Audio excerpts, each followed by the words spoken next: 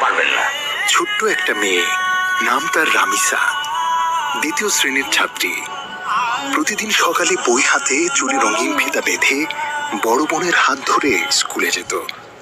তারও স্বপ্ন ছিল, তারও একটা ছোট্ট পৃথিবী ছিল। গতকালও যাওয়ার কথা ছিল স্কুলে, কিন্তু সে আর যায়নি। মা ডাকছেন রামিসা, ঘরের এক কোণ থেকে আরেক কোণে খুঁজছেন, কোথাও নেই।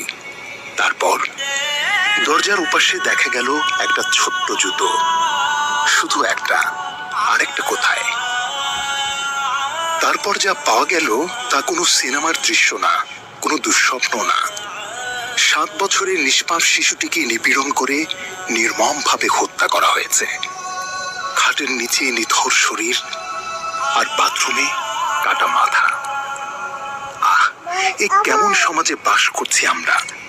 এটা আমাদের শহর, আমাদের সময়, আমাদের চারপাশ, যেখানে একটা শিশু নিরাপদ না, যেখানে মানুষরূপী পশুরা স্বাভাবিক মুখ নিয়ে আমাদের পাশেই ঘুরে বেড়ায়।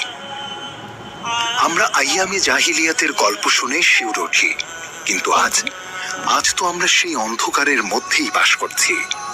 তাই এখন সময় শুধু আফসোস করার না, সচেতন হওয়ার। নিজের সন্তানকে শেখান কোন স্পর্শ ভালো, কোন স্পর্শ খারাপ। তাকে সাহস দিন যেন ভয় না পেয়ে বলতে পারে।